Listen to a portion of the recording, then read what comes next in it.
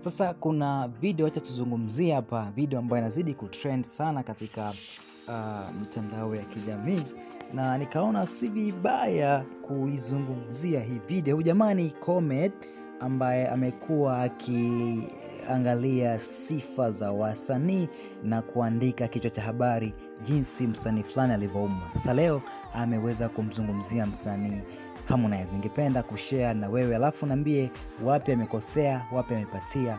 Hata wewe unaweza kuongeza kitu ambacho yeye amekisahau. Kitu cha kwanza ambacho huyu Comed ana beseni na ana vitu mbalimbali ambavyo vimo ndani ya chupa, na mara nyingi ni maji. Sasa kitu cha kwanza ambacho amekitia ndani ya beseni ni kipaji, ikimaanisha kwamba msanii Harmonize ameumbwa na kipaji kikubwa sana, na kitu hicho kinafahamika.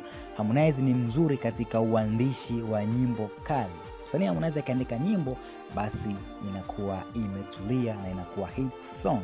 Pia huyo mshikaji akaandika urefu, lakini akatia maji kidogo sana, ikimaanisha kwamba msanii wetu Harmonize sio mrefu bwana, ni mfupi.